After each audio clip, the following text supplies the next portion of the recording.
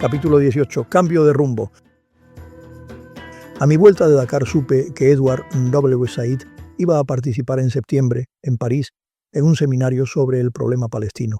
Said había tomado partido muy seriamente por la causa de ese pueblo y llegó a formar parte del Consejo Nacional Palestino, donde su voz y su opinión eran muy respetadas. Yo tenía claro que como escritor e impulsor de una historia sobre el Oriente Próximo debía limitarme en mi obra a relatar los hechos sin aportar juicios de valor a favor de los palestinos o de los israelíes, y así lo expresé en mis escritos y en las conferencias que pronuncié, tanto en algunas ciudades del cercano Oriente como en otras europeas. Esta posición me enemistó con muchos de ellos, fueran de un bando o de otro. Hice saber a Said que tenía mucho interés en charlar con él. Accedió a verme. Organizamos una tranquila reunión en mi casa que duró más de 3 horas. Me hubiera gustado haber tomado nota de lo que hablamos, pero no sé por qué, no me pareció correcto hacerlo. Reconocí la enorme brillantez del palestino, su honestidad y hombría de bien y sus profundos conocimientos políticos y culturales, tanto sobre el orientalismo como sobre el colonialismo y el imperialismo. Sin embargo, les puse mis dudas sobre la definición y concepción del orientalismo como él lo entendía. A mi juicio, no había tenido en cuenta la conquista y posterior colonización por los árabes de gran parte de los países del norte de África, en su mayoría bereberes y en parte cristianos. Tampoco consideró, a mi entender, la posterior dominación musulmana de gran parte de la península ibérica, ni los siglos de dominación turca del norte de África, del Oriente Próximo y de parte de los Balcanes. En este caso yo entendía que los unos, o sea, los conquistadores y colonizadores eran los pueblos orientales, o sea, concretamente los árabes, bereberes y turcos, y los otros eran pueblos africanos u occidentales en los que se desarrollaban sistemas políticos y culturas de cierta importancia. Esos conquistadores impusieron su superioridad política, social y científica sobre la inferioridad de los conquistados y sometidos. Los unos dominaron y humillaron a los otros. Abel me decía, es evidente que todas las experiencias coloniales pueden aportar datos y aclaraciones a nuestro concepto de orientalismo. Si me apura, ninguno de ellos, ya sea el colonialismo holandés o el belga, el italiano o el imperialismo, ¿no?, que se produjo y se mantiene en lo que hoy son los Estados Unidos, difieren mucho del concepto básico de orientalismo que se centra y termina en el desprecio y en el dominio del otro. Evidentemente se distinguen en algunos aspectos, por ejemplo, la crueldad belga en el Congo o la sajona en Norteamérica son comportamientos distintos del feroz paternalismo transgresor español u holandés, pero los mimbres son los mismos, la superioridad del occidental sobre el que no lo es. Es una relación de poder. Mientras hablaba Said, yo calibraba lo fundado o no de sus ideas. Estimado Edward, le argumentaba yo, no puedo participar totalmente de esas ideas, ya que pienso que el terrible colonialismo de Leopoldo II de Bélgica era muy similar al comportamiento que los propios africanos habían mantenido con los negros del mismo continente, pero no tenía nada que ver con la aparente benevolencia de Gran Bretaña en Oriente Próximo. Otro tanto ocurre, añadía, con el colonialismo xenófobo de Francia en Argelia, que excluía en su tierra a los propios argelinos y que nada era similar a la actitud protectora de la misma Francia en Siria.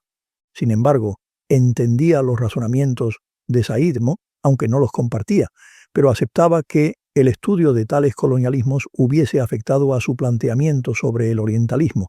Sin embargo, no entramos en la casuística relativa a la cruel y horrorosa conquista del oeste americano por los británicos y otros europeos que sí deberían cambiar los principios de dicho orientalismo.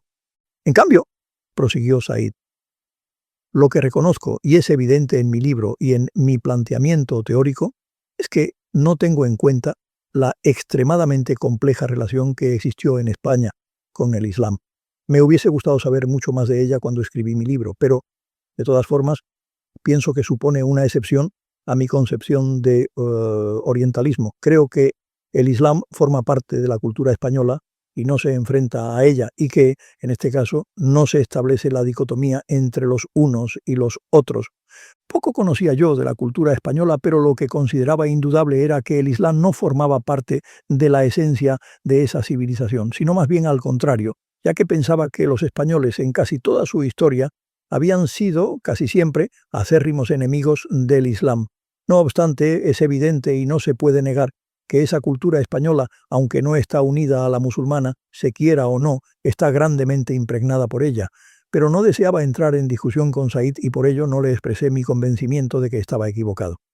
No tengo suficiente conocimiento de la cultura española para expresar una opinión al respecto, le dije. En cambio, tengo interés en conocer su idea sobre el hecho de que, a mi juicio, antes de que se pudiera hablar de orientalismo, existió una especie de occidentalismo, donde los unos eran los árabes o los turcos y los otros los iberos romanizados o visigodos en Europa, herederos en buena parte de la civilización romana y de los propios norteafricanos, así como de diversos habitantes de otros países europeos. Creo que la relación entre estos unos y otros era la misma que mucho más tarde se produjo en el Oriente Próximo después de la fracasada expedición de Napoleón a Egipto. No creo que Said me entendiera bien, ya que no entró a contestar mi pregunta y se limitó a expresar su intención de estudiar el tema. En todo caso, de la misma forma que la primera entrevista con Said me impulsó a seguir con mi proyecto, esta otra de París me convenció de que el planteamiento de su orientalismo estaba equivocado, o mejor dicho, era incompleto. Estaba claro que Said había engarzado toda su teoría basándose principalmente en las experiencias de Francia e Inglaterra en los países del Oriente Próximo que habían pertenecido al Imperio Otomano. A mi entender, para tratar con profundidad de ese u otros orientalismos, hace falta tener en cuenta otras experiencias coloniales españolas, portuguesas, alemanas, holandesas y otras propias de Gran Bretaña y Francia en otros ámbitos geográficos como África, Asia o América, que tuvieron muchas sombras, aunque también bastantes luces. Pero, fundamentalmente, el orientalismo que define Said no se puede entender sin tener en cuenta las conquistas y actividades colonizadoras, imperialistas o no, de los propios árabes, bereberes y turcos. Lógicamente, aunque se trataba de situaciones distintas a las que se contemplan en el Oriente Próximo, todas ellas me hicieron pensar sobre el planteamiento y contenido de mi proyecto.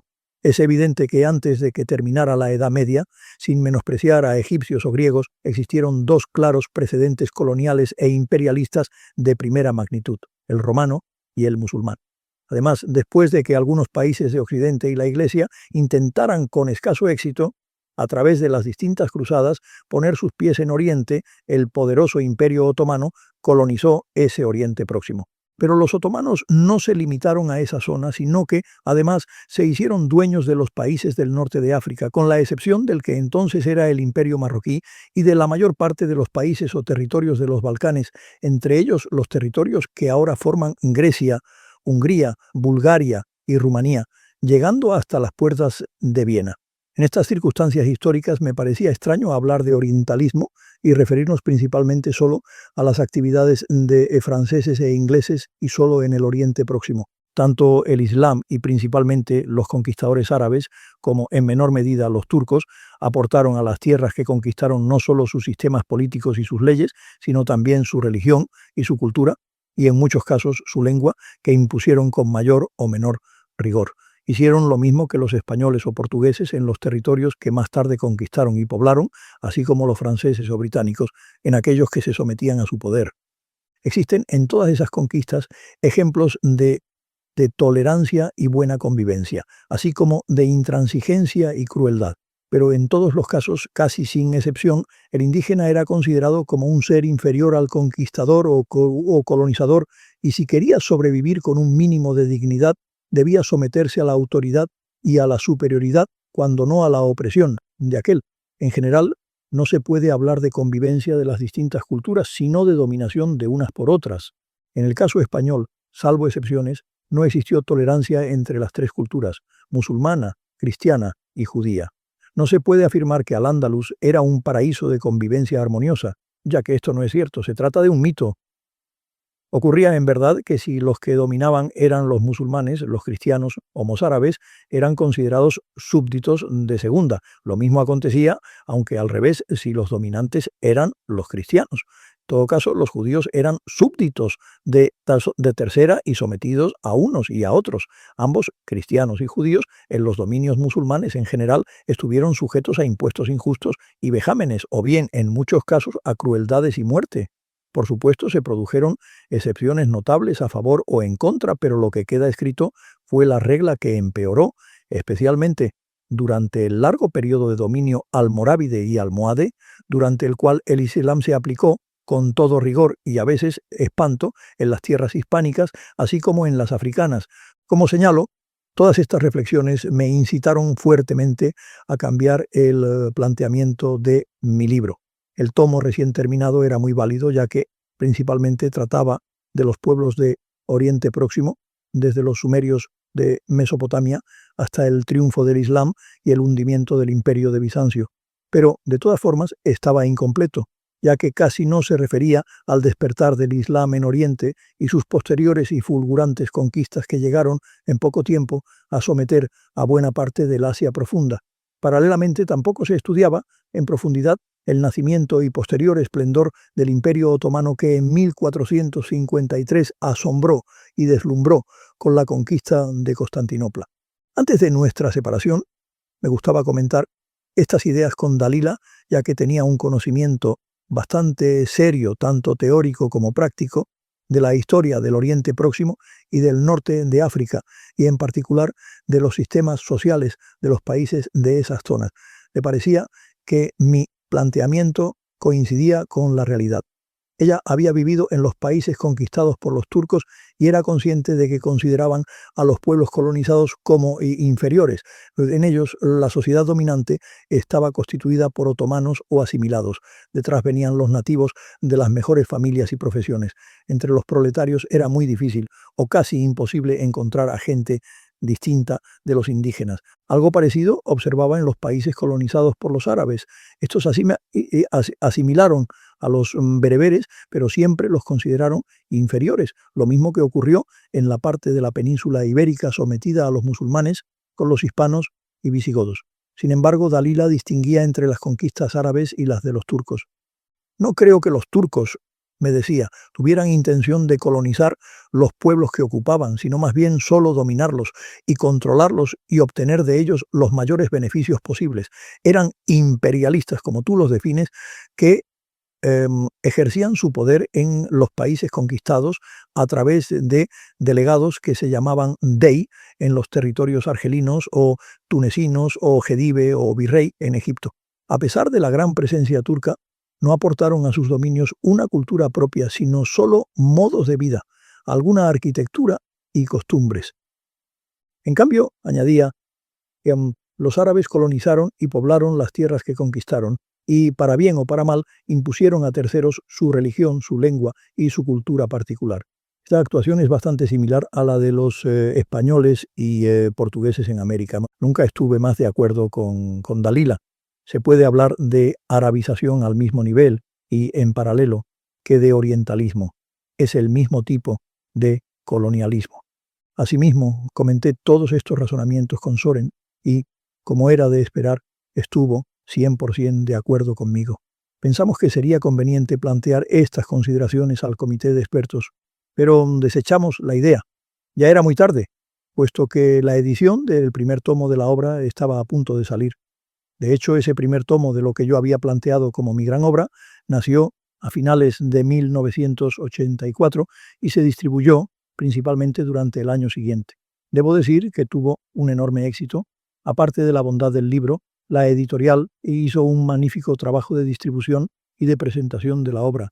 Varios críticos de prestigio la valoraron muy positivamente, tanto en la prensa como en la radio y la televisión. Además, apoyé, así como algunos de los autores que habían colaborado en ella, su presentación en París y en varias ciudades francesas. También lo hicimos en Bruselas y en Ginebra y en las principales capitales del norte de África, Casablanca, Argel y Túnez, y por supuesto El Cairo, Damasco y Beirut.